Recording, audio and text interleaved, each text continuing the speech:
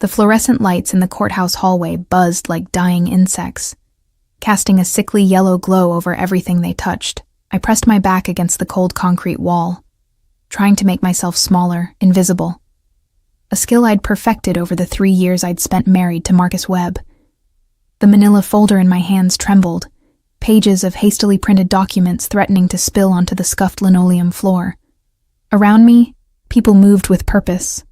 Lawyers in expensive suits, their shoes clicking confidently against the floor, couples whispering urgently with their legal representatives, clerks rushing between courtrooms with arms full of files. I had none of that. No lawyer. No support system. No one. The smell of burnt coffee drifted from a nearby vending machine, mixing with the antiseptic scent of industrial cleaner and the faint mustiness of old law books. My stomach churned, empty except for the anxiety that had taken up permanent residence there. I'd sold my mother's wedding ring, the only thing of value I'd managed to hide from Marcus, just to cover this month's rent for the tiny studio apartment I'd fled to 6 months ago. There was nothing left for a lawyer, barely anything left for food. Well, well, well. The voice slithered down the hallway before I saw him. Marcus. If it isn't my darling wife. I forced myself to look up, to meet those pale blue eyes that had once seemed kind, before I'd learned what lived behind them. He stood 15 feet away, flanked by a man in a charcoal gray suit, who could only be his attorney. Marcus looked good. He always did. Expensive navy suit, perfectly styled dark hair, that smile that had fooled me into thinking I was safe. Behind them, I caught a glimpse of her. Veronica. Blonde, polished, already wearing what looked like an engagement ring, despite the fact that Marcus and I weren't even divorced yet. Marcus. My voice came out smaller than I'd intended. I cleared my throat, straightened my spine. I was wearing my only decent outfit, a simple black dress I'd bought at a thrift store, paired with shoes that pinched my toes, but looked professional enough. Next to Veronica's designer ensemble, I might as well have been wearing rags. He moved closer, and I caught the scent of his cologne. Cedar, and something sharp that used to make me feel protected, but now only made my skin crawl. His lawyer hung back, checking his phone with the bored expression of someone who'd seen 1,000 divorce cases and knew exactly how this one would end. I have to admit, Marcus said, loud enough that several people in the hallway turned to look. I'm almost impressed you showed up. Where's your lawyer, sweetheart? Or did you finally realize you can't afford one? Heat crept up my neck, flooding my cheeks. I'm representing myself. His laugh was sharp, cutting. Oh, this is going to be entertaining. David, he gestured to his attorney, is one of the best divorce lawyers in the state. Yale educated, 20 years of experience. And you. What? You watched some legal dramas on TV? Did some Google searches? I know my rights, I said, hating how defensive I sounded. How small. Your rights? Marcus stepped even closer, invading my space the way he always had, using his height to intimidate. Let me tell you about your rights, Claire. You get nothing. The prenup you signed, the one my lawyer is going to waive in front of the judge, make sure of that. You walked away from our marriage, abandoned the marital home. You'll be lucky if I don't sue you for the money you stole from our joint account. I didn't steal anything. That was my money too. I earned... You earned? He cut me off, his voice dripping with contempt. You worked part-time at a bookstore, Claire. I paid for everything. The house, the cars, the vacations, every piece of clothing on your ungrateful back. And this is how you repay me, by dragging me to court. I wanted to scream that I'd left, because I'd been afraid. Because his temper had gotten worse. Because the night he'd put his hand around my throat and squeezed until black dots danced in my vision, I'd realized I was either going to leave or end up in a morgue. But we were in public, and Marcus was good at public. He saved his monsters for private moments. The prenup is ironclad. David, the lawyer, spoke up for the first time, his tone bored and matter-of-fact. I've reviewed it personally. Mrs. Webb signed it of her own free will, with full disclosure of Mr. Webb's assets. She's entitled to nothing in this divorce. I was 22, I whispered. I didn't understand what I was signing. Ignorance isn't a defense, David replied, already turning away. Judge Morrison doesn't tolerate people wasting the court's time.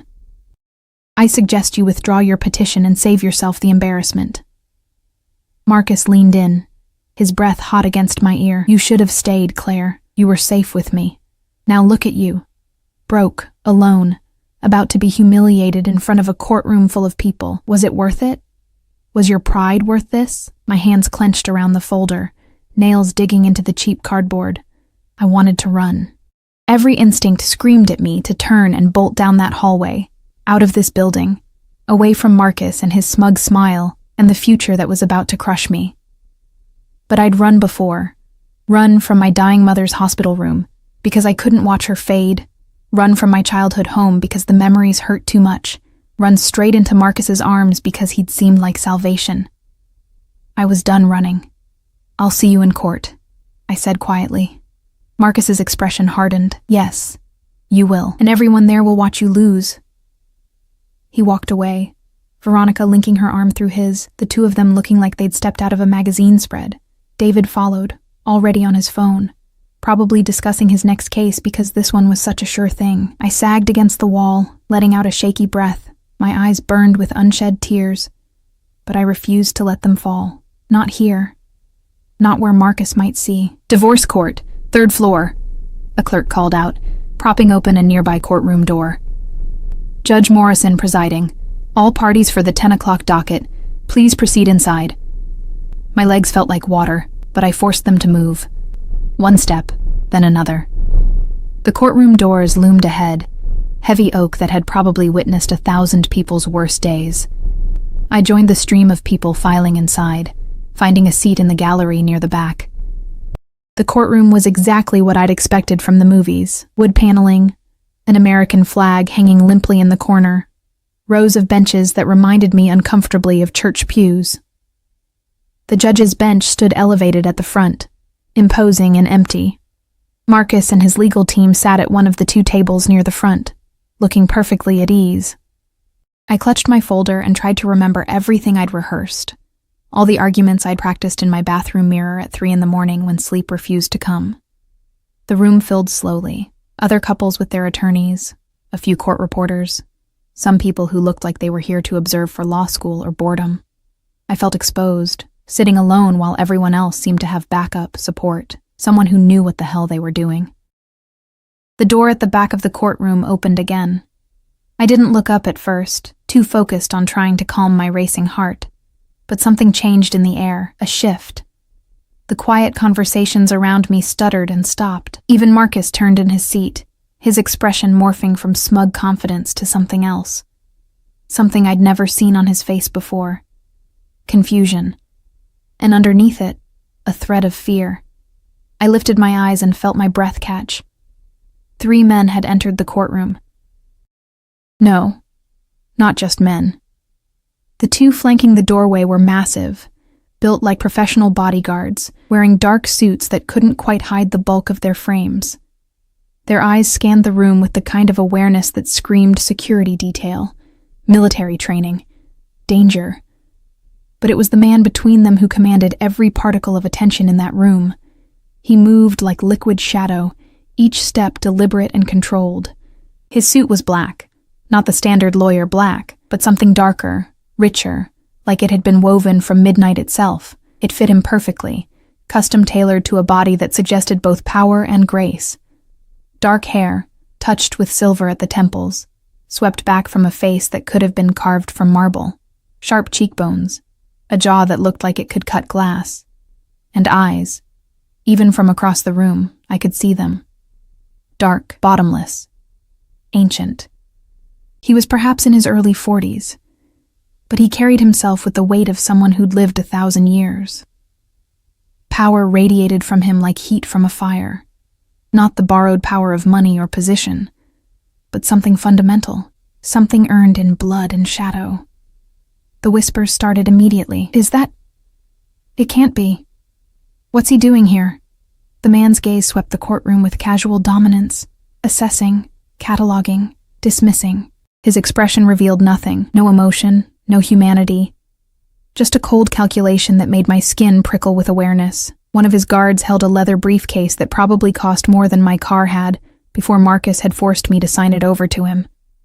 And then, impossibly, those dark eyes found mine.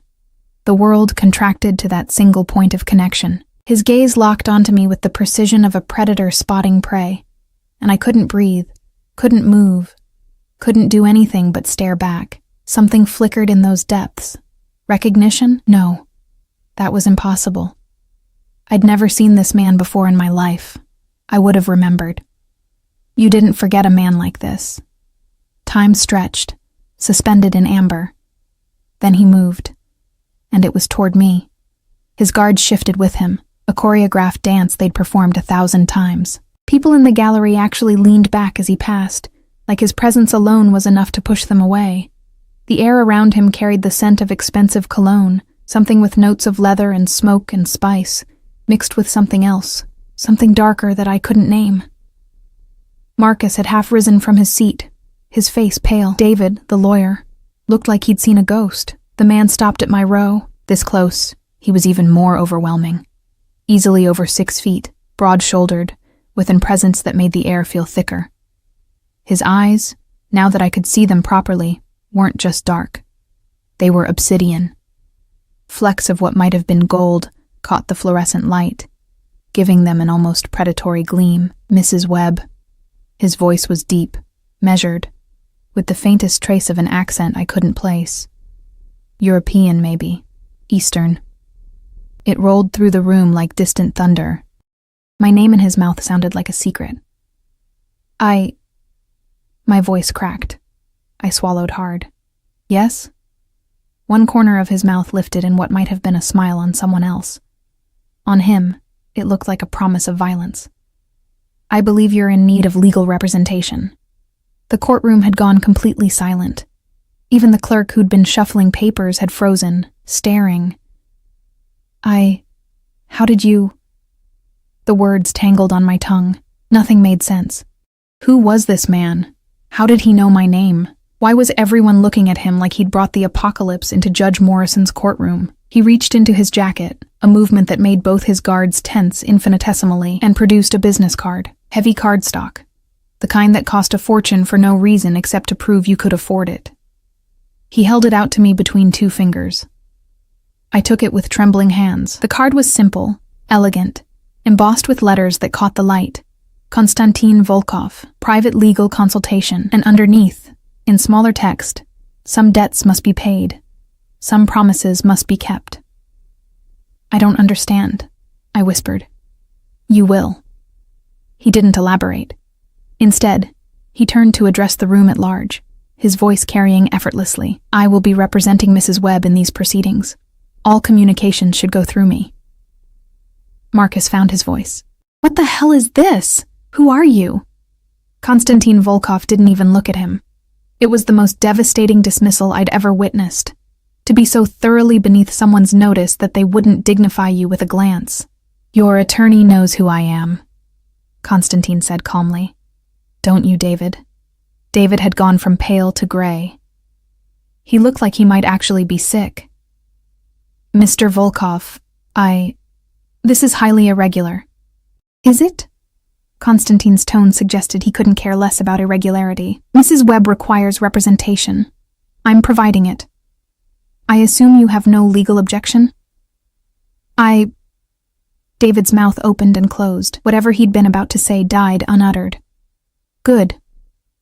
Konstantin gestured to one of his guards, who immediately produced a slim folder from the briefcase. I'll need a few moments to confer with my client. I trust the court can accommodate a brief delay?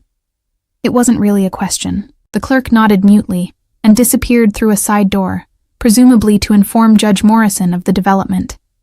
Konstantin turned back to me, and suddenly his guards had positioned themselves to create a small bubble of privacy, blocking us from the rest of the courtroom's view.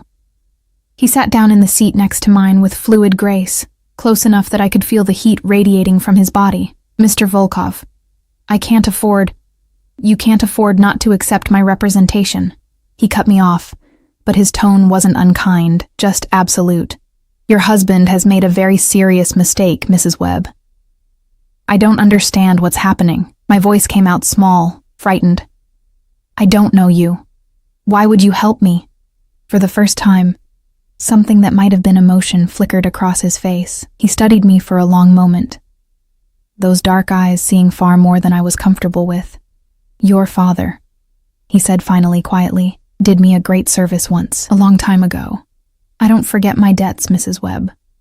And I certainly don't abandon the daughter of a man who saved my life to the mercy of... He glanced toward Marcus with barely concealed contempt. That. My father. The words hit me like a physical blow. My father died when I was 7. Yes. Something ancient and sad moved in his eyes. I know. I'm sorry I couldn't be there. I was... elsewhere. But I made him a promise before he died. And I keep my promises. What promise? Constantine reached out, and before I could flinch away, his hand covered mine where it gripped the armrest. His touch was warm, solid, absolutely certain. That if his daughter ever needed protection, I would provide it. Always, no matter what. The courtroom door opened. All rise. The clerk called out. The Honorable Judge Morrison presiding. Constantine stood, releasing my hand, and I felt the loss of his warmth like a physical thing. He offered me his hand to help me up, and I took it, letting him pull me to my feet. As Judge Morrison entered and took her seat, Constantine leaned down to whisper in my ear, his breath stirring my hair. Trust me, Claire. By the time we're done here, your husband will wish he'd never heard your name. And despite everything, despite my confusion and fear and the sheer impossibility of this entire situation, I believed him. Judge Morrison was a woman in her late 50s, with steel gray hair pulled into a severe bun and glasses that perched on her nose like a bird of prey. She surveyed her courtroom with the expression of someone who'd seen every trick, every lie, every desperate gambit that desperate people could conjure. Her gaze lingered on Constantine for a fraction longer than anyone else, and I saw something I didn't expect, recognition, followed immediately by wariness. Everyone knew who this man was. Everyone except me.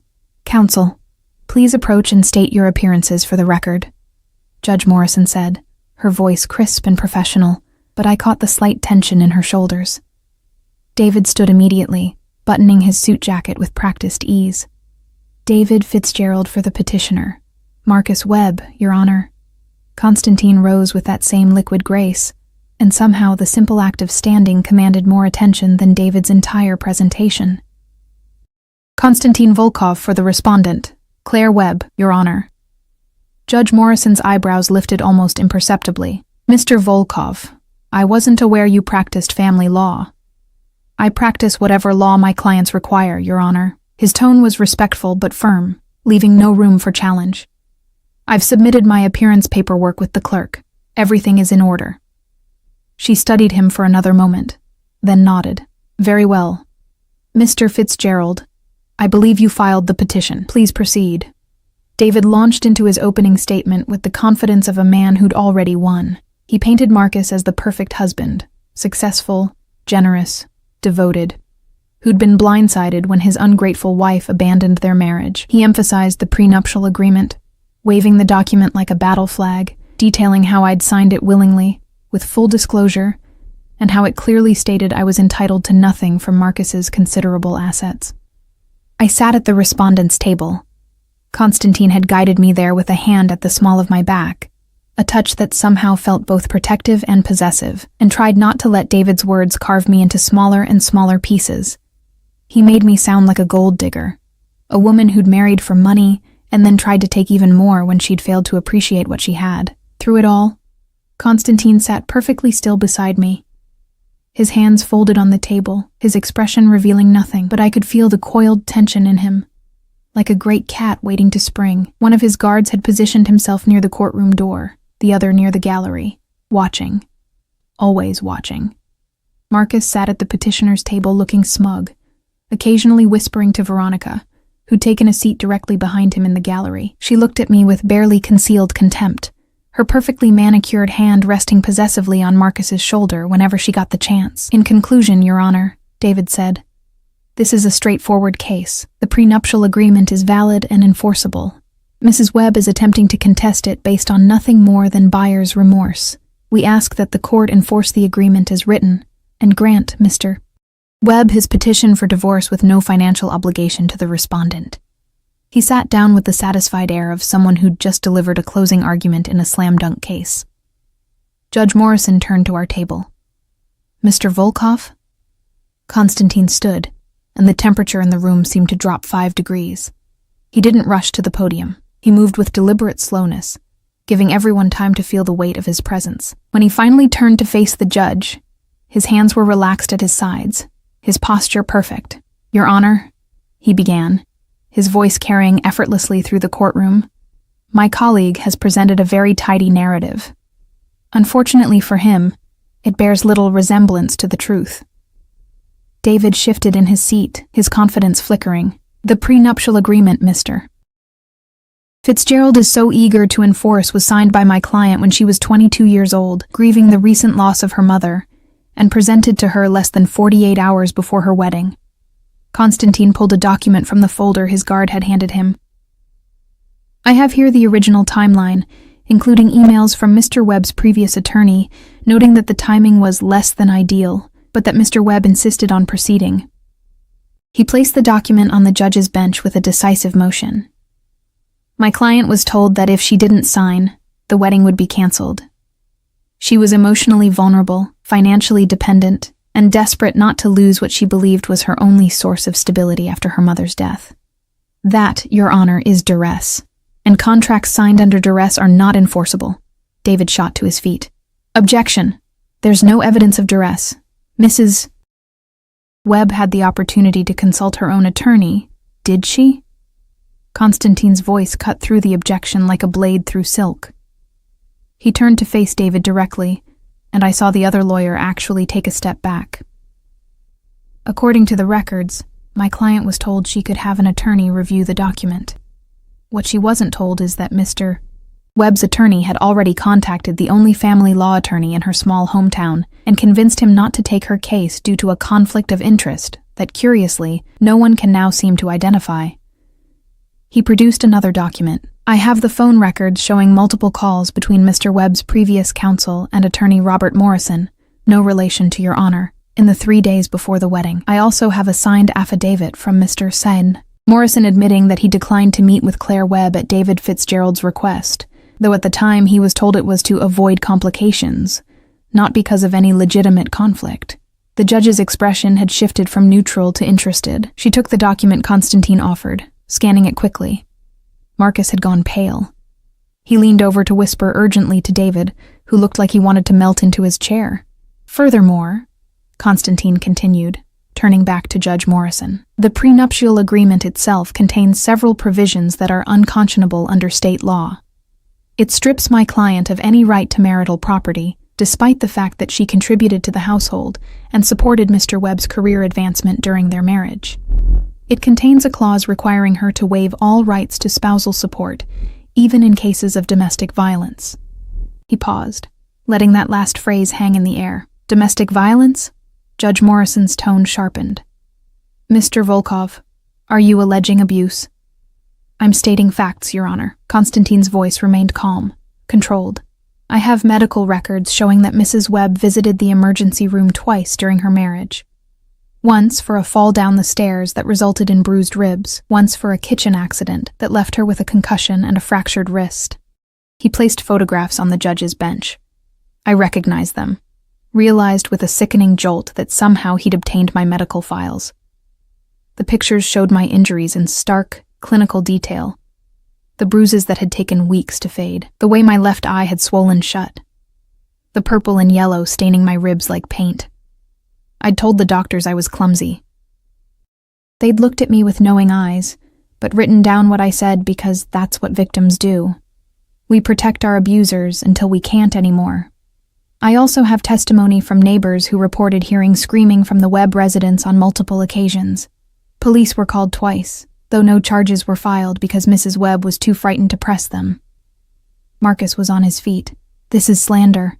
I never—" "Sit down, Mr. Webb," Judge Morrison said sharply. You'll have your chance to respond. But I could see it in her face now. The shift. The reassessment. She was looking at Marcus differently, and he knew it. Constantine wasn't finished. The prenuptial agreement Mr. Fitzgerald wants to enforce also contains a clause stating that if Mrs. Webb leaves the marriage for any reason, she must pay Mr. Webb $50,000 for emotional damages. This is not only unconscionable. It's effectively a financial penalty designed to keep my client trapped in an abusive marriage. He turned to look at Marcus then, and the expression on his face made my blood run cold. It was hatred, pure and simple, but controlled with an iron will. Your Honor, this isn't a divorce case. It's an escape. My client didn't abandon her marriage. She fled for her life. And now her abuser wants to use the legal system to punish her for having the courage to survive. The courtroom had gone absolutely silent. Even the court reporter had stopped typing, her hands frozen over the keys. Judge Morrison removed her glasses, cleaning them with deliberate slowness while she processed everything she'd heard. When she put them back on, her expression was carved from granite. Mr. Fitzgerald, do you have any response to these allegations? David stood, but his earlier confidence had evaporated. Your Honor, we were not aware of any allegations of domestic violence. Mr. Webb has maintained that the marriage ended due to irreconcilable differences. Irreconcilable differences, Constantine interjected smoothly, being Mr. Webb's fists and my client's face. Mr. Volkov, Judge Morrison said, but there was no real censure in her tone. She turned back to David. I'm inclined to agree with counsel that this prenuptial agreement is deeply problematic. The timing, the lack of independent counsel, the unconscionable provisions. Any one of these would give me pause. Together, they paint a picture of a document designed not to protect assets, but to control a vulnerable young woman. Marcus's face had gone from pale to red. This is bullshit. She's lying. Mr. Webb, I will hold you in contempt if you speak again without being recognized. Judge Morrison's voice cracked like a whip. She turned to David. Does your client have any evidence to refute the medical records, the police reports, or the witness statements? David shuffled through his papers, but I could see the answer in his slumped shoulders. We would need time to review. Time, Mr. Webb was not willing to give my client when he had her served with divorce papers at her place of employment, in front of her colleagues, designed to maximize her humiliation, Constantine added. Time he was not willing to give when he froze their joint bank accounts, leaving her with no access to money she had earned. Time he was not willing to give when he had building security bar her from retrieving her personal belongings from their apartment. Each statement was a hammer blow, and I watched Marcus crumple under them. Veronica had removed her hand from his shoulder, shifting slightly away, as if his guilt might be contagious. Judge Morrison gathered her papers.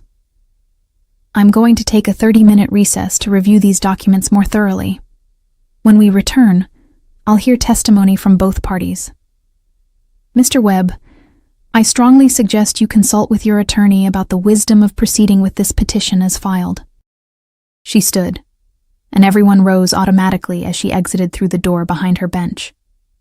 The moment she was gone, the courtroom erupted in whispers. Marcus rounded on David, hissing something I couldn't hear. Veronica looked like she was reconsidering every life choice that had led her to this moment. Constantine's guards maintained their positions, stone-faced and vigilant, and Constantine turned to me. Come, he said quietly, gesturing toward a door marked conference room. We need to talk. I followed him on trembling legs, his guards creating a path through the gallery. People stared, not just at him, but at me now too. The woman who'd walked in alone and terrified, and was now under the protection of whoever this man really was. The conference room was small, sterile, with a table and 4 chairs. Constantine held the door for me, then closed it behind us, leaving his guards outside. Suddenly we were alone, and the space felt even smaller with him in it. How did you get those records? My voice came out shaky. The medical files, the police reports, those are private. I have resources. He didn't elaborate. He pulled out a chair for me, waiting until I sat before taking the seat across from me. Claire, I need you to understand something. This is just the beginning. The beginning of what? The truth. He leaned forward, his dark eyes intense. "Your husband is not just an abusive man with money. He's connected to people who make him look like a saint. People I've had dealings with in the past." A chill ran down my spine. What kind of dealings? The kind that ensure I know exactly who Marcus Webb really is. His jaw tightened. 3 years ago, he was involved in a money laundering scheme with an organization I have a complicated history with. He used his position at his firm to move dirty money. When the deal went south, he blamed one of their associates, a young man named Alexei Petrov. The name meant nothing to me, but the way Konstantin said it, with barely suppressed rage, told me everything I needed to know. Alexei was 24. He had a wife, a baby daughter. Because of your husband's lies, because of his cowardice, Alexei was killed. His family was left with nothing. Konstantin's hands had formed fists on the table. I've been watching Marcus Webb ever since, waiting for the right moment to make him pay for what he did. And I'm that moment? The words came out bitter, sharp. You're not here to help me. You're here to get revenge on Marcus. I'm here to do both. His voice was firm, absolute. You needed help. I needed justice. This way, everyone gets what they deserve. I wanted to be angry. I wanted to feel used, manipulated. But as I looked at this powerful, dangerous man who'd walked into that courtroom like he owned it, who'd dismantled Marcus's perfect case in minutes, who'd spoken about my injuries with a barely controlled fury that suggested he'd like nothing more than to make Marcus feel every bit of pain he'd inflicted on me, I couldn't muster outrage. What happens now? I asked quietly. Now, Marcus realizes he's made a catastrophic mistake. Now, he understands that you're not alone anymore.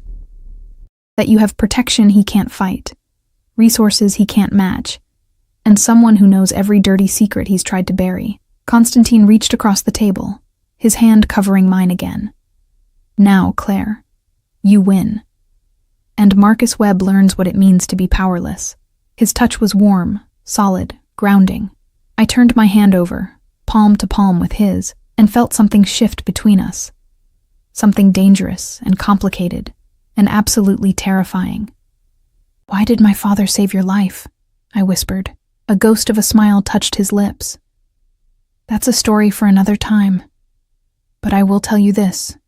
He was a good man, a brave man, and he loved you more than anything in this world. The last thing he asked me was to watch over you if anything ever happened to him. But you didn't. I didn't mean it as an accusation, just a statement of fact. I couldn't find you." Pain flickered across his features. "You disappeared after your mother died. Changed your name when you married. By the time I located you, you were already married to that monster. I was going to approach you, to offer help. But then..." He paused. "I saw you smile at him. You looked happy. I thought maybe I was wrong, maybe he was different with you, so I watched. And I waited. And I hated myself every day for not acting sooner." There was something in his voice, guilt, genuine and raw, that made my chest tighten. "You're here now," I said.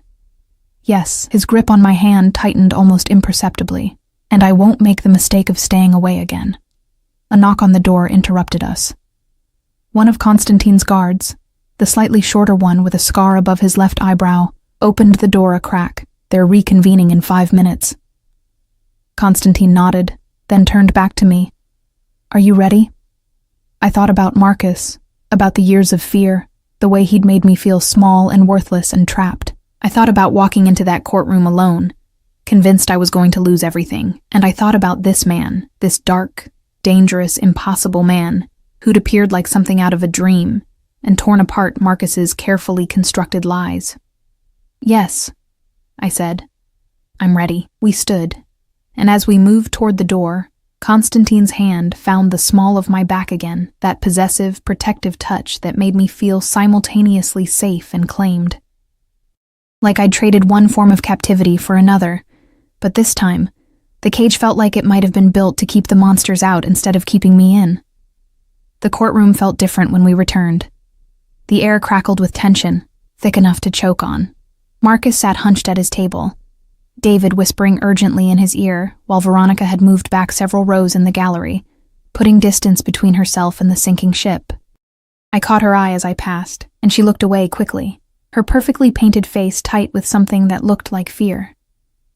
Judge Morrison entered with the same stern expression, but I noticed she looked at Marcus differently now, like he was something distasteful she'd found on the bottom of her shoe. "We'll proceed with testimony," she announced, settling into her chair. "Mr. Webb, I'd like to hear your version of events. Please take the stand." Marcus stood, adjusting his tie with hands that weren't quite steady.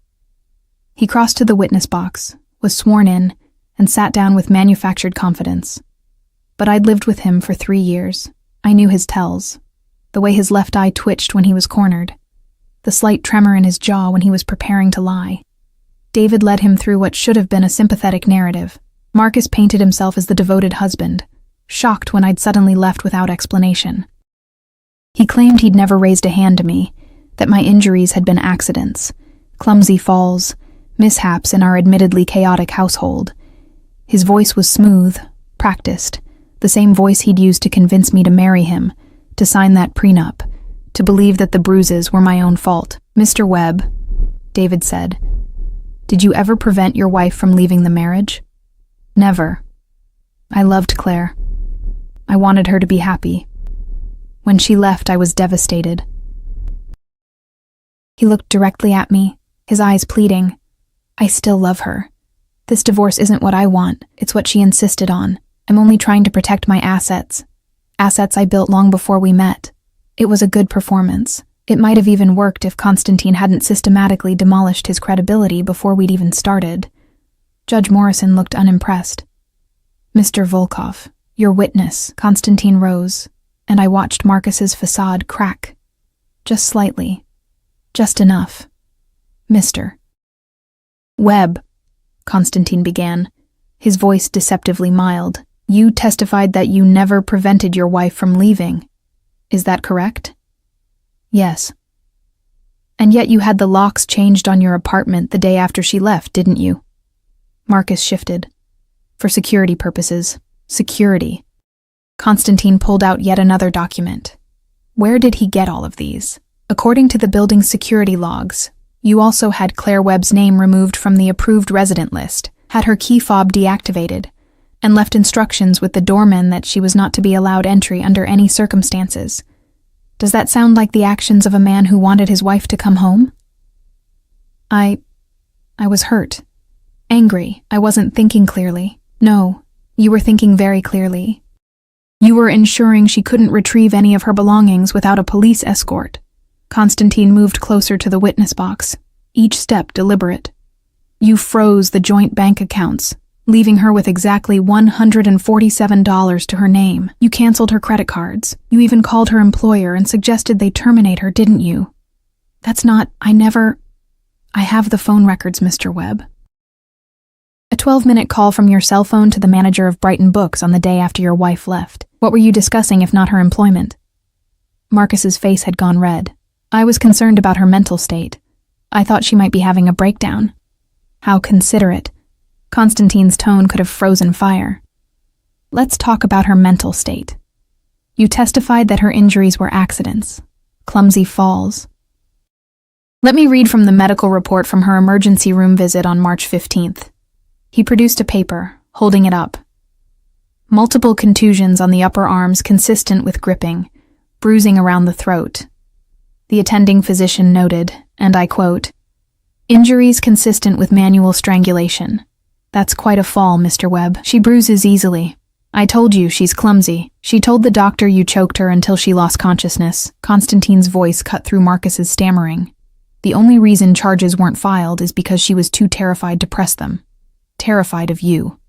David was on his feet. "Your Honor, this is speculation." "It's in the medical record, Your Honor," Constantine said calmly. "The doctor's notes indicate Mrs. Webb disclosed the cause of her injuries, but refused to file a police report due to fear of retaliation." Judge Morrison's expression had gone cold. "Overruled. Continue, Mr. Volkov." Constantine turned back to Marcus. "Let's discuss Alexei Petrov." The color drained from Marcus's face so quickly I thought he might pass out. David's head snapped up, his eyes wide. "I don't know who that is," Marcus said. but his voice had gone thin, reedy. No? Konstantin pulled out a photograph, placed it on the judge's bench. Alexei Petrov, age 24, married to Natasha Petrova, father to a 6-month-old daughter. Worked as an accountant for Meridian Holdings until he was murdered 3 years ago, shot twice in the chest, and left in an alley near the docks. The courtroom had gone deathly silent. What does this have to do with my divorce? Marcus's voice cracked. Everything, Konstantin said softly, dangerously. Because Alexei Petrov worked with you, didn't he? On a very specific project involving the movement of funds that weren't quite legitimate?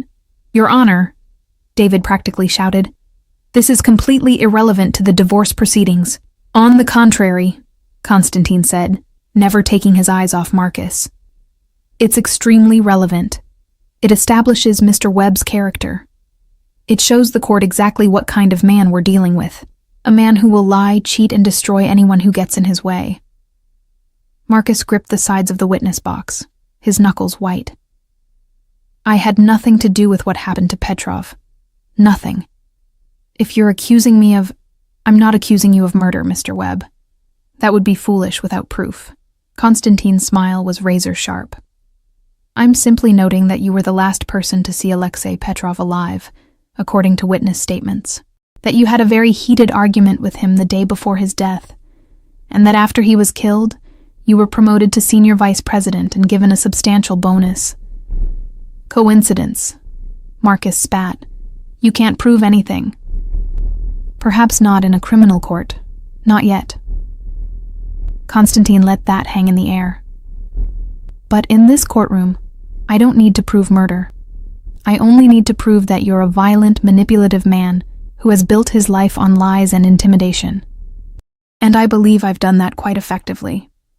Judge Morrison was watching the exchange with sharp attention. I could see her mind working, reassessing everything she thought she knew about this case. Konstantin returned to our table, sat down, and said quietly, No further questions.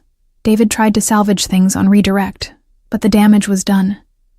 Marcus's testimony had gone from confident to desperate, and everyone in that courtroom could see it. When he finally stepped down, he looked 10 years older, his expensive suit hanging on him like a costume that no longer fit. Mrs. Webb, Judge Morrison said, I'd like to hear from you. My legs felt like water as I stood. Konstantin's hand brushed mine as I passed. A brief touch, barely there, but it steadied me. I walked to the witness box, was sworn in, and sat down facing the courtroom, facing Marcus, who stared at me with something between hatred and desperation. David stood to question me, but his heart clearly wasn't in it anymore. He asked perfunctory questions about the marriage, about why I'd left, trying to paint me as unstable or vindictive. I answered honestly, my voice growing stronger with each question. Yes, I'd left suddenly, because I was afraid. Yes, I'd taken money from our joint account, because it was my money too, earned from my job, and I needed it to survive. Yes, I wanted a divorce, because I deserved to be free. When Konstantin stood to question me, his approach was gentle, coaxing out details I'd been too ashamed to share.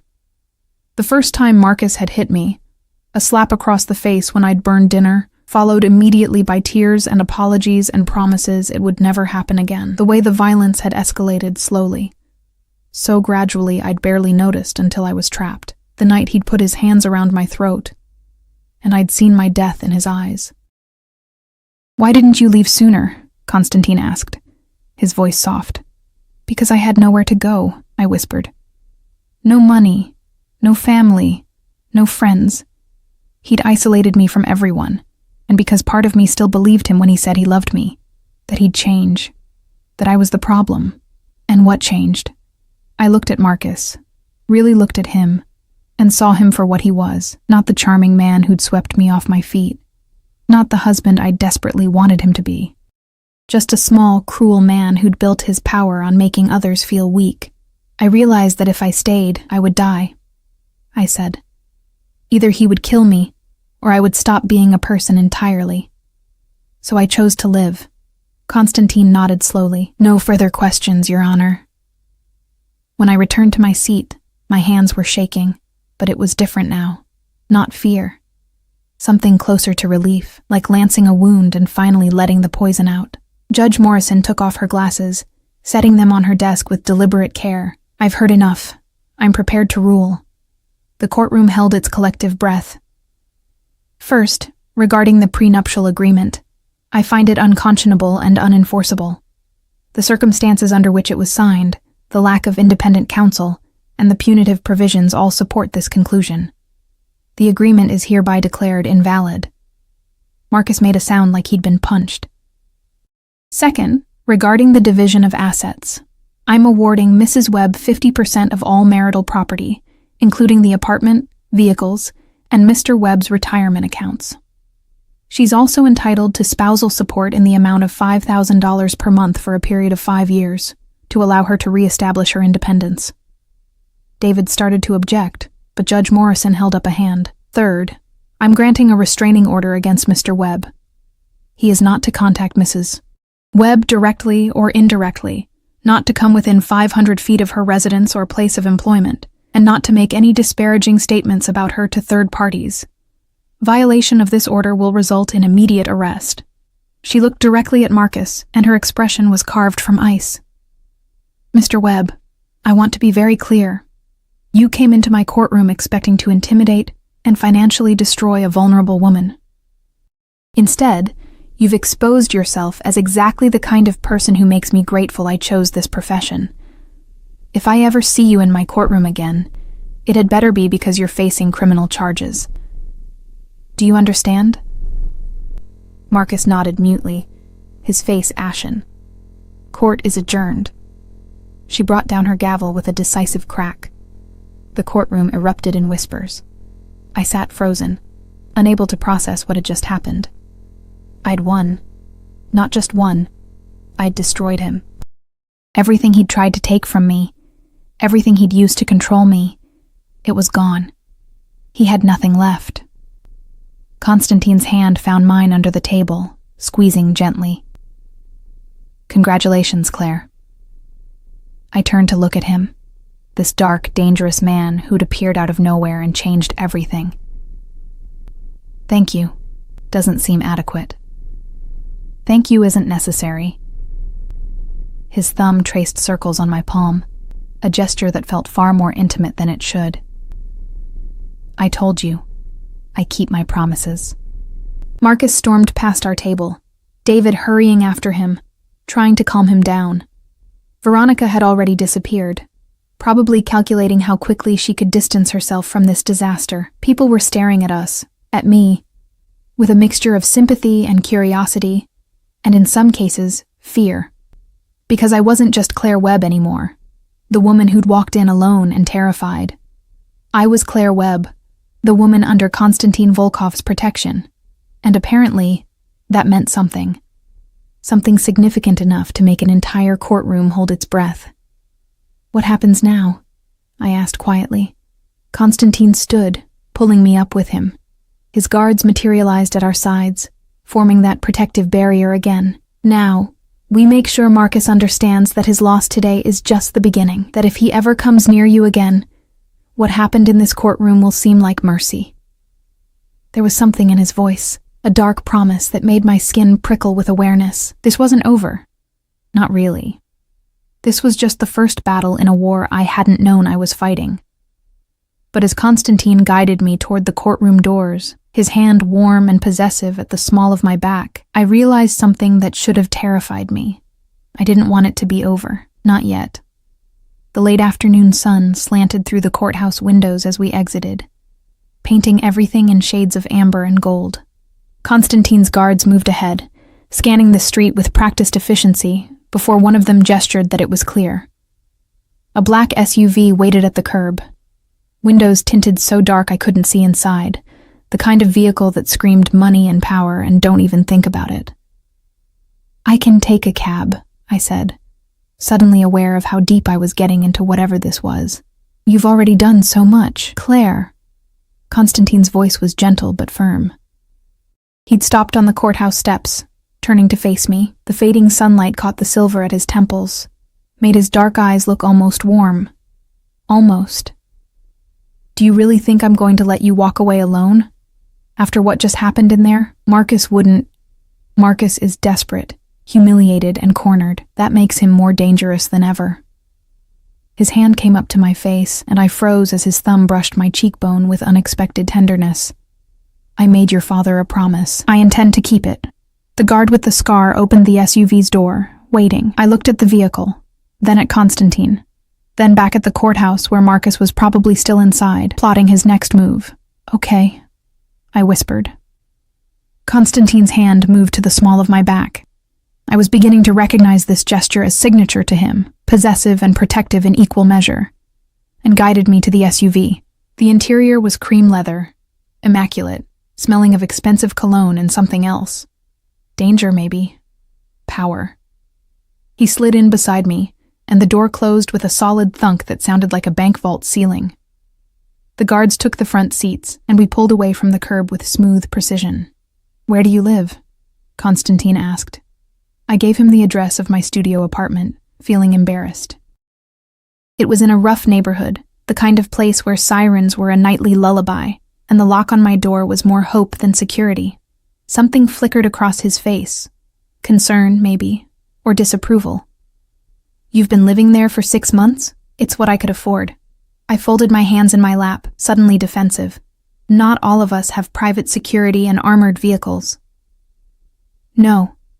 He studied me for a long moment. But you do now. I don't understand. I told you, Claire. I protect what's mine. He said it so casually, like he was discussing the weather. And you are under my protection until I'm satisfied that Marcus Webb no longer poses a threat. I'm not yours, I said. But the words came out uncertain. His smile was slow, dangerous. Aren't you? The SUV glided through traffic, and I watched the city pass by outside the tinted windows. People going about their lives, oblivious to the strange new reality I'd stumbled into. 24 hours ago, I'd been alone, terrified, convinced I was going to lose everything. Now I was sitting in a luxury vehicle next to a man who'd just dismantled my ex-husband's life with surgical precision.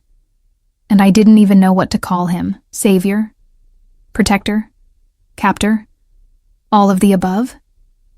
Tell me about my father, I said quietly. Please. Constantine was silent for so long I thought he wouldn't answer. Then finally, your father was a doctor. Did you know that? I nodded. He worked in emergency medicine. That's all I really remember. Him coming home late, smelling like hospitals. He saved my life when I was 26 years old. I'd been shot, left to die in an alley not unlike where Alexei Petrov was found. His voice went distant, remembering. Your father was walking home from his shift. He should have kept walking.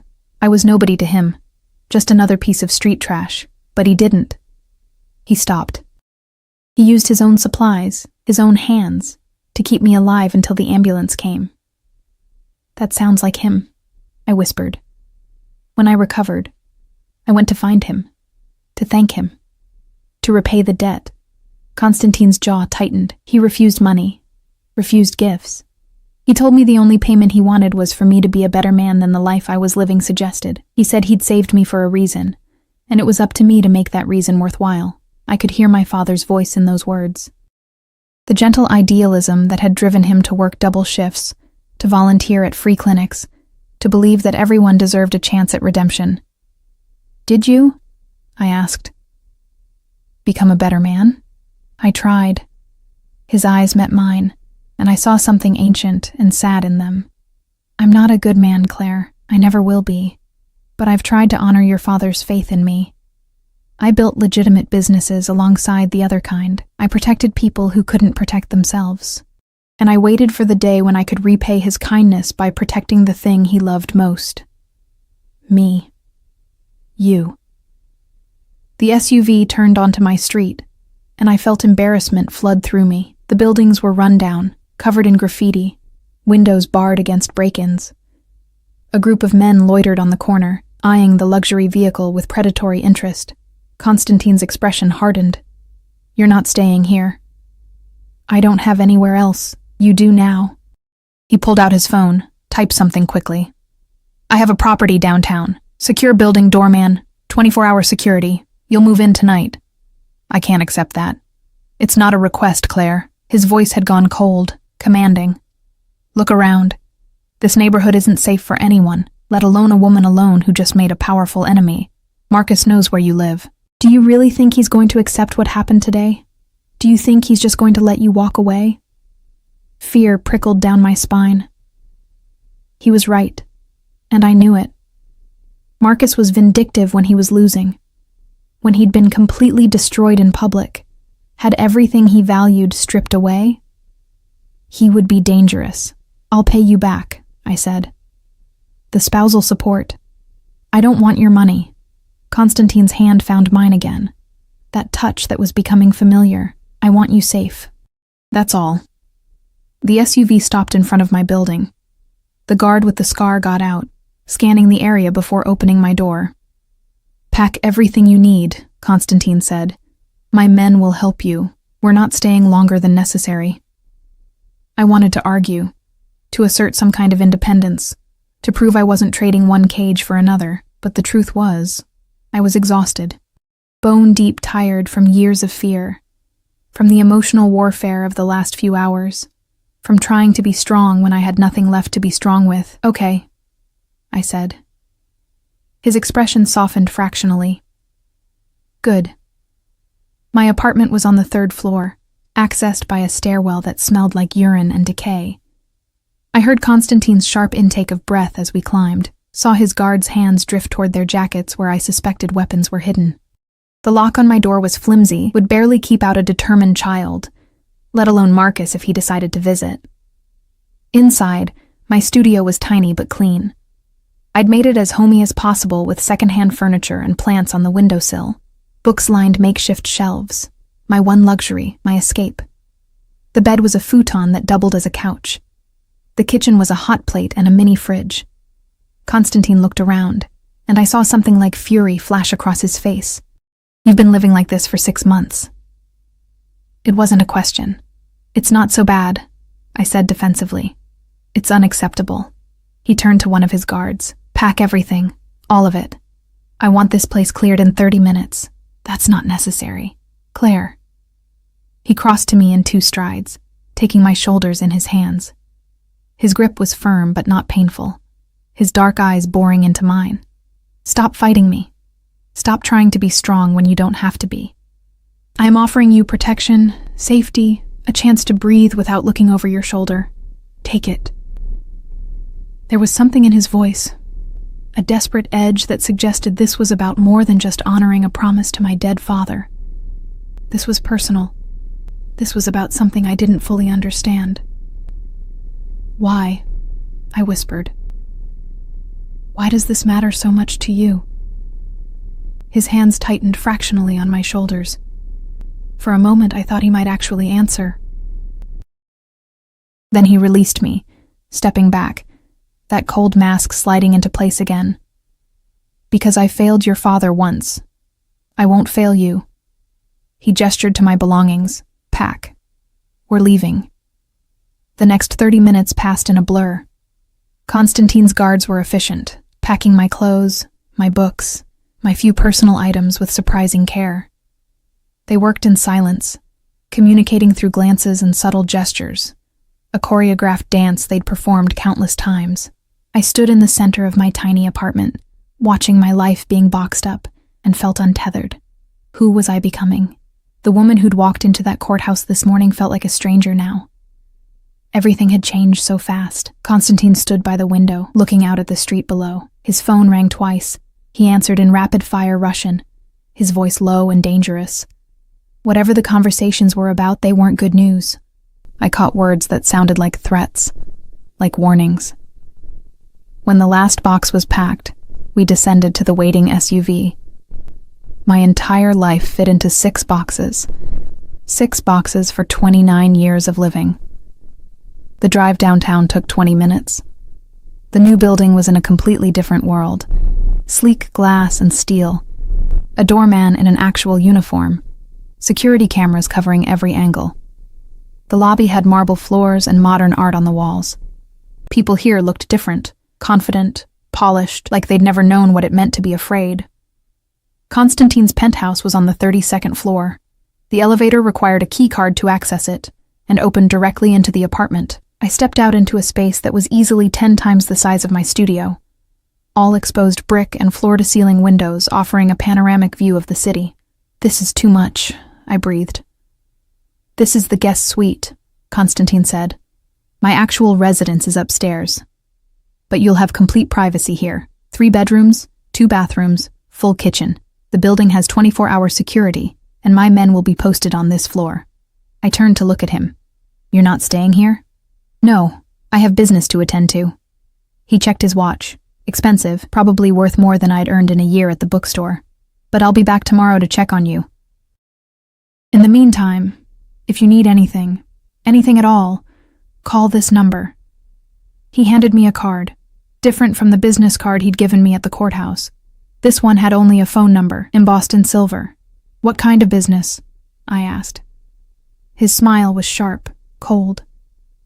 "The kind that ensures Marcus Webb understands the consequences of what he tried to do today." A chill ran through me. "You're not going to hurt him." "I'm not going to lay a hand on him," Constantine said. And somehow that sounded more threatening than if he'd admitted to planning violence. "But he needs to understand that you are protected, that there are lines he cannot cross, that if he comes near you, if he so much as thinks about you, there will be consequences." He moved closer, and I could smell his cologne, leather, and smoke, and spice. His hand came up to my face again, that same tender gesture that seemed so at odds with everything else about him. "Rest, Claire. You're safe now. I promise you that.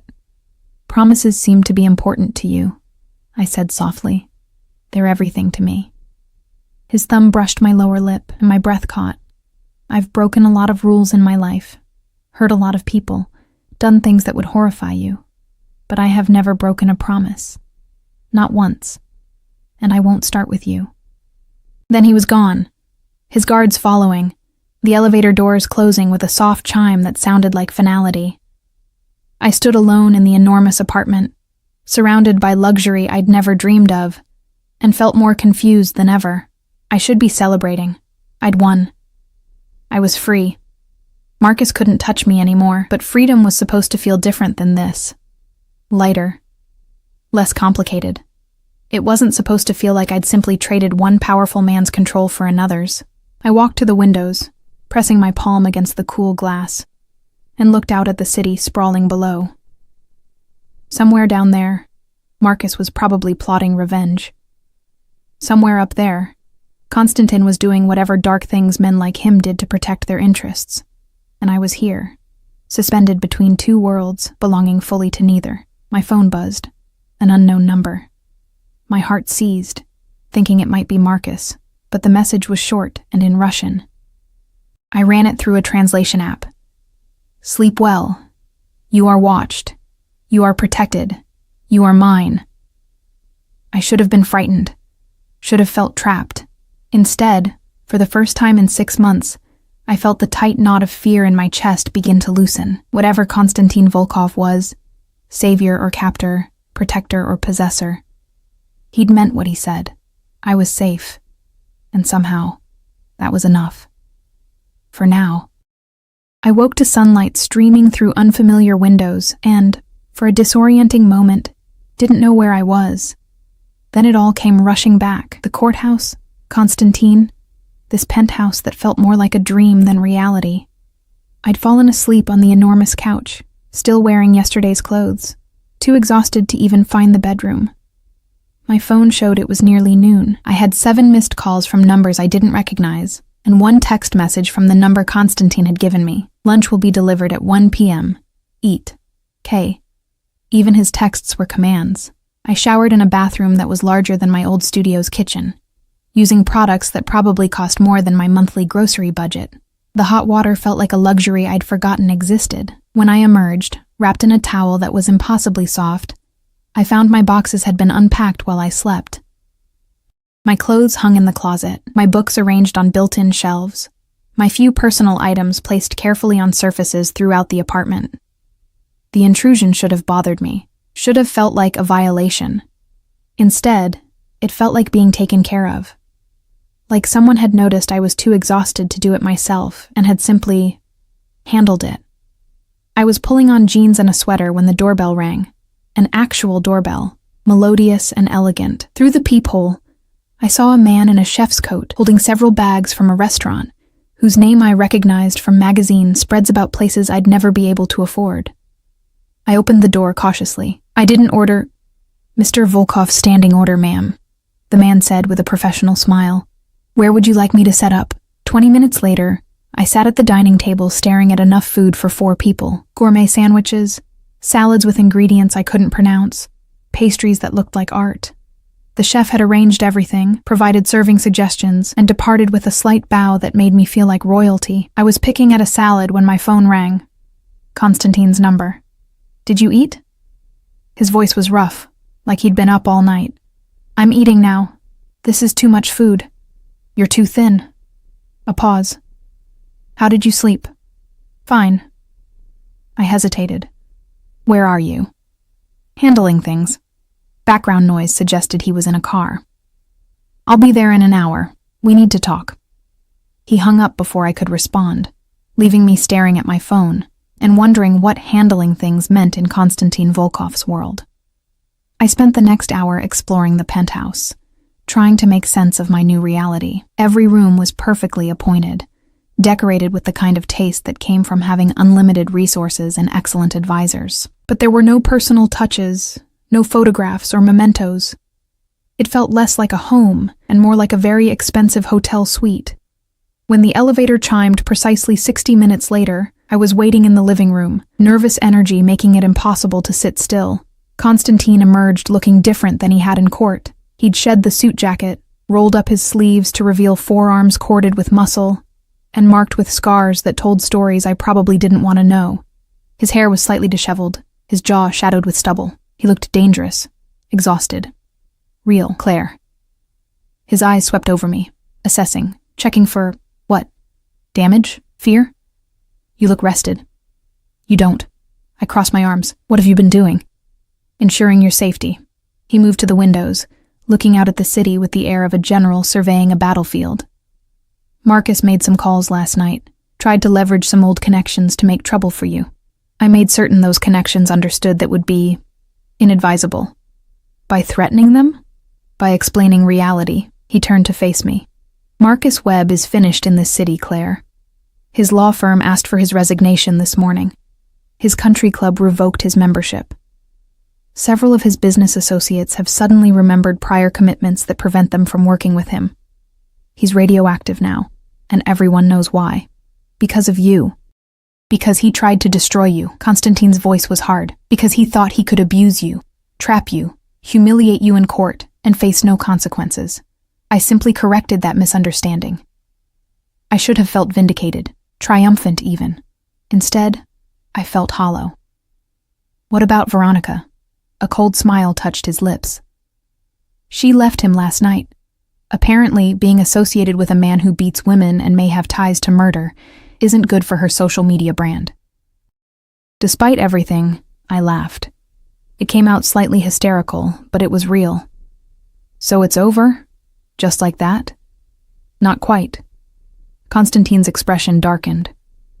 Marcus made one more call last night to a man named Viktor Sokolov. Do you know that name? I shook my head. Viktor is someone I have history with.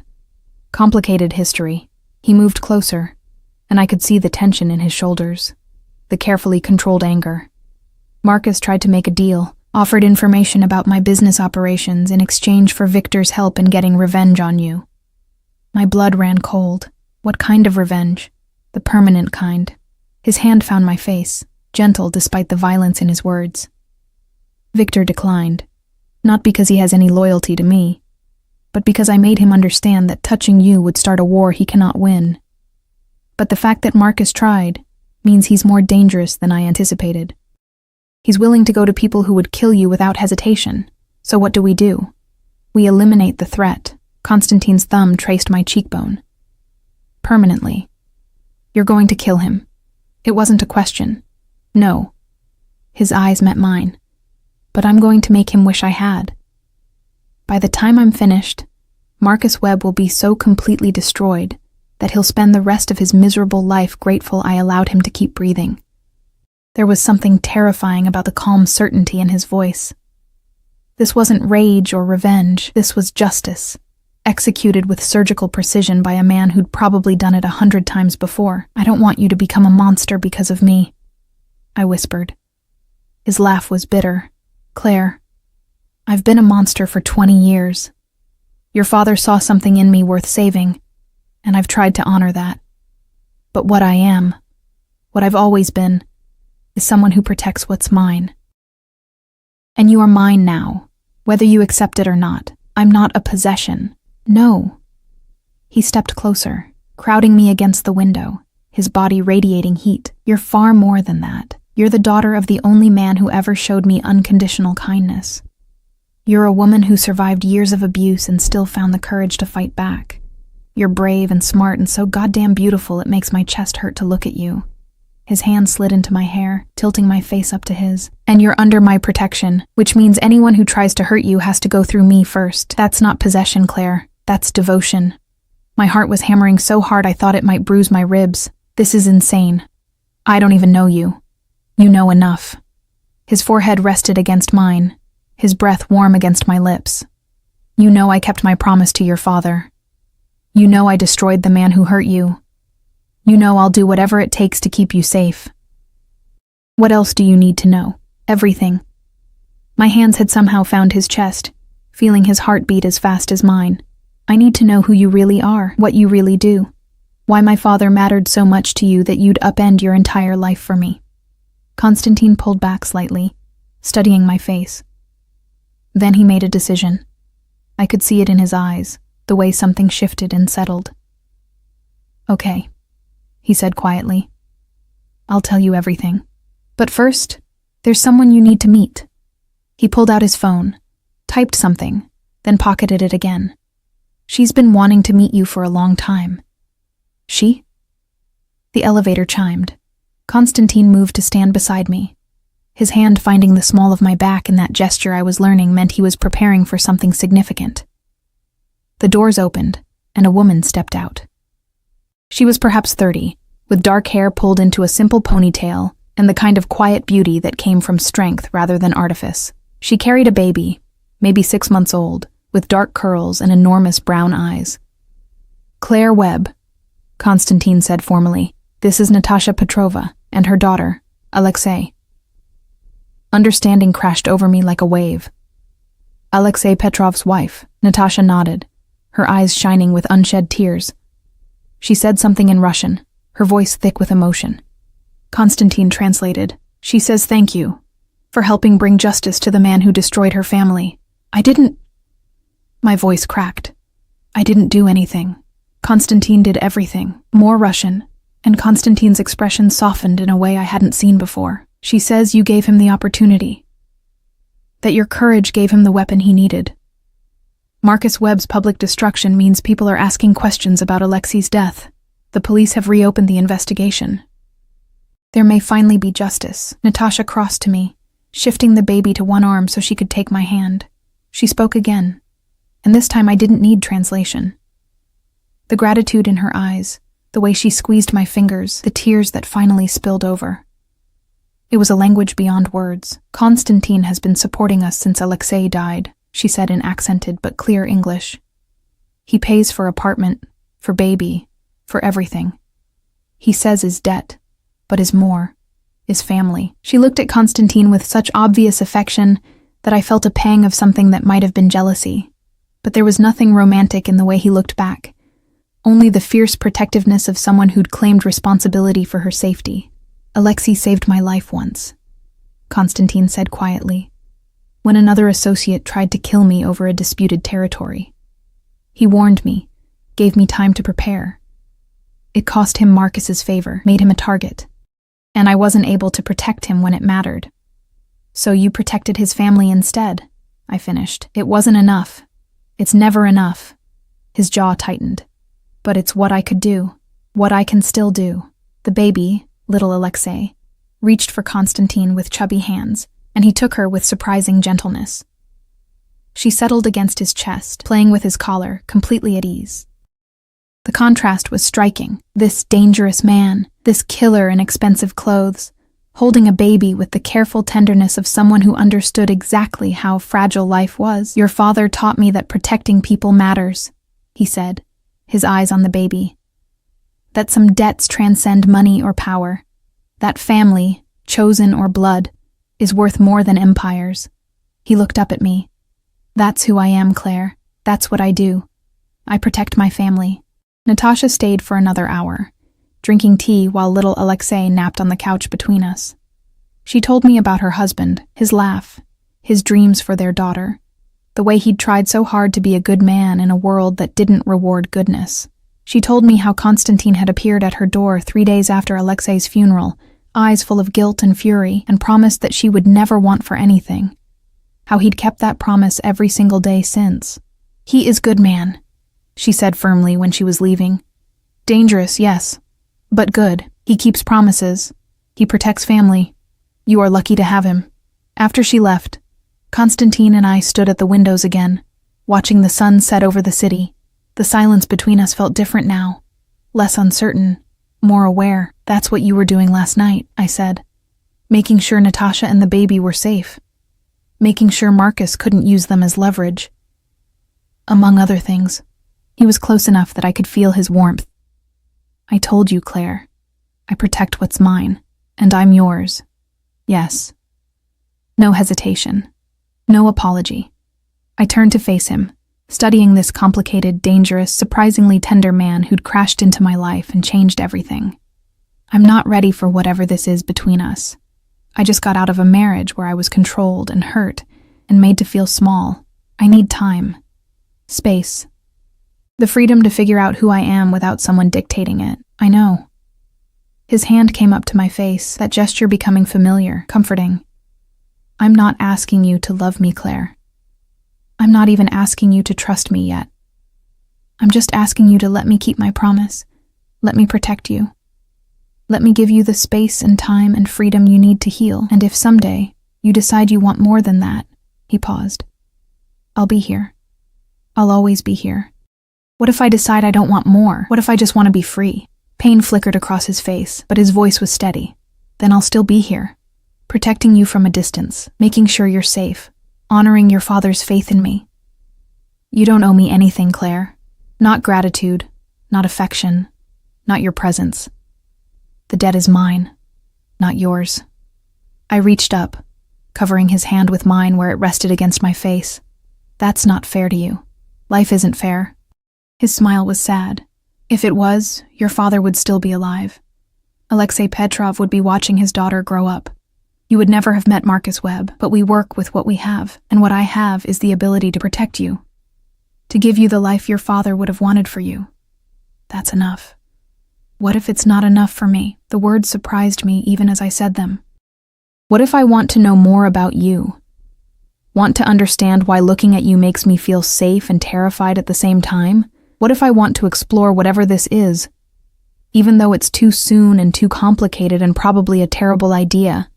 His eyes darkened, and I saw hunger there, carefully leashed, but present.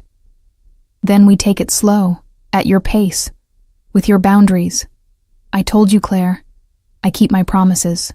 And I promise you this, I will never push you, never pressure you, never make you feel trapped or controlled. What we have, if we have anything, will be your choice. Always. That's a big promise. I don't make small ones. His thumb brushed my lower lip, and I felt heat pool in my stomach. But I mean it. You're free, Claire. Truly free. If you walk away right now, I'll let you go. I'll still protect you. Still make sure Marcus can't touch you.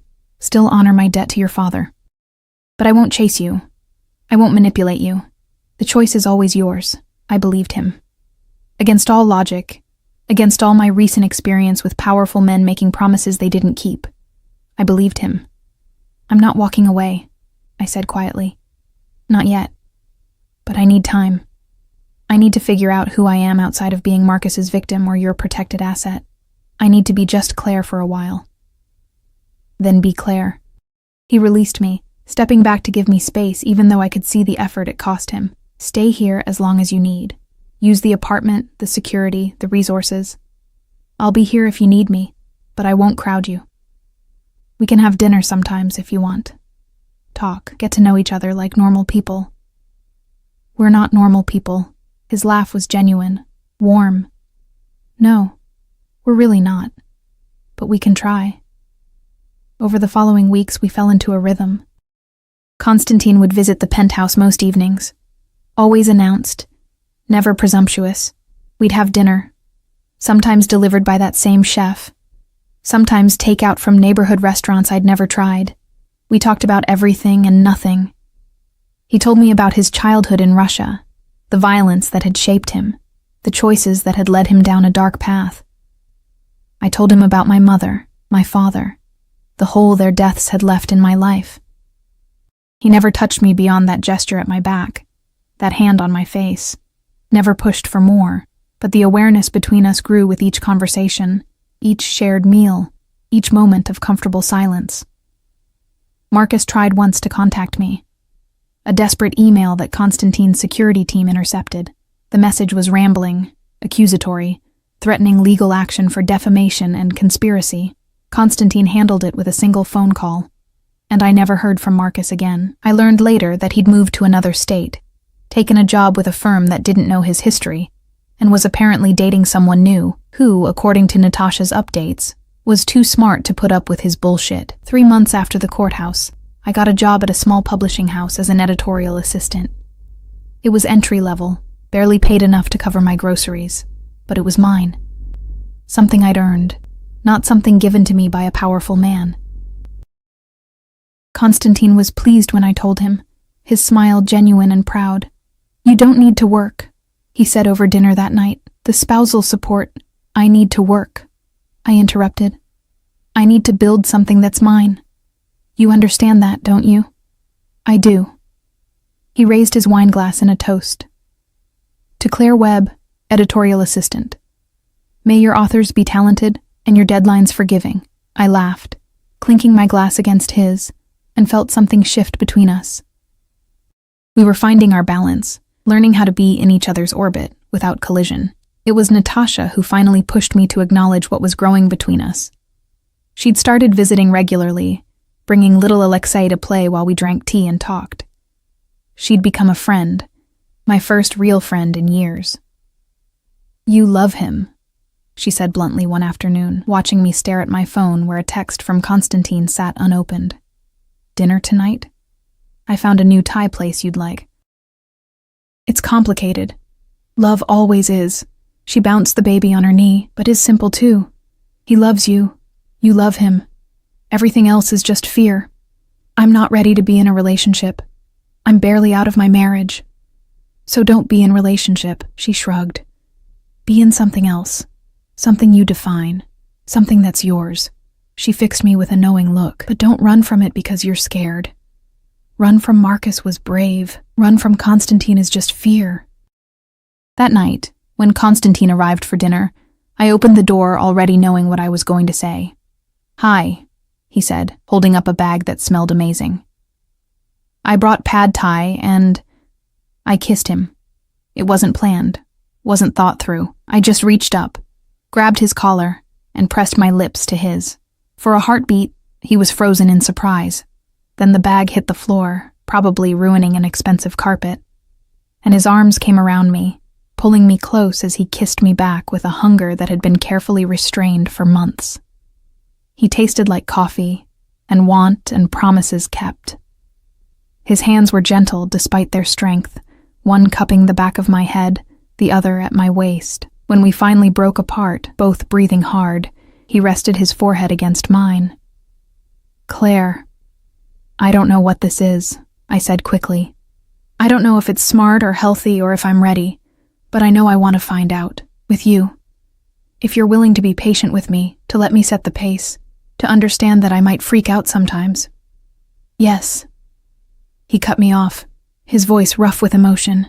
"To all of it. Yes. I'm not promising forever. I'm not even promising tomorrow. I'm just promising to try. That's all I need." He kissed me again, softer this time, reverent. "That's everything." We ate cold pad thai on the couch, sitting too close, talking too little, just existing in the same space with this new thing between us acknowledged and real.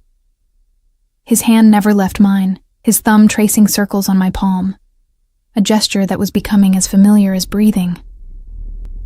"Your father would be happy," he said quietly, much later, when we were watching the city lights twinkle below. "To see you like this, safe, strong, free." "I think he'd like you," I replied. "Despite everything you are, everything you've done, he saw something worth saving in you.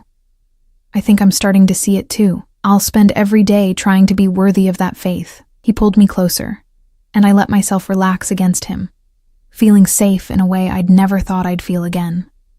Yours and his. 6 months later, I moved my things out of the guest penthouse and into Constantine's apartment upstairs.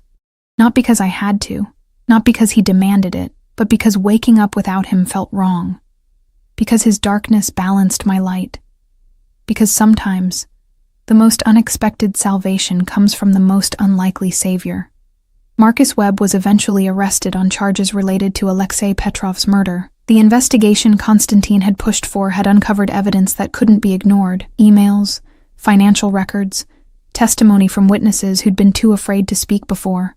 He pled guilty to conspiracy and obstruction of justice, accepting a plea deal that gave him 10 years in prison. It wasn't enough. It would never be enough, but it was something. Natasha cried when I told her. Little Alexei, now over a year old and starting to walk, babbled happily, unaware that her father's murderer had finally faced consequences. "Thank you," Natasha said, hugging me tight. "Thank you for being brave, for letting Constantine help, for being family. Family." That's what we'd become. This strange collection of broken people held together by promises and protection and love earned in darkness. Constantine proposed on a Tuesday evening, nothing fancy or elaborate. We were cooking dinner together, or rather I was cooking while he watched, offering commentary and stealing tastes, when he suddenly pulled a ring from his pocket. "Marry me," he said simply. "Not because you owe me, not because you need my protection, but because I love you, and you love me, and life is too short and too uncertain to waste time pretending otherwise." The ring was beautiful, a sapphire surrounded by diamonds, unique and unexpected, just like us. "Yes," I said without hesitation this time. "Yes." We married 6 months later, a small ceremony attended by Natasha, little Alexei, Constantine's guards who'd become friends, and a handful of people from my publishing house who'd become my chosen family. It wasn't the fairy tale wedding I'd imagined as a girl. It was better. Real, honest, built on a foundation of truth and trust earned through darkness. My father wasn't there to walk me down the aisle, but I felt his presence anyway, in the promises being made, in the man who'd honored a debt long after it should have expired, in the second chance at happiness I'd found in the most unexpected place. Konstantin Volkov had promised my father he'd protect me. He'd kept that promise. But somewhere along the way, protection had become partnership. Obligation had become devotion. And the man who'd appeared in that courtroom like an avenging angel had become simply the man I loved. Not despite who he was, but because of it. Because sometimes, salvation wears a dark suit and comes with armed guards. Sometimes, freedom looks like protection. And sometimes, the best promises are the ones kept long after the person who asked for them is gone. I was Claire Volkov now, safe, strong, loved, and finally, blessedly, completely free.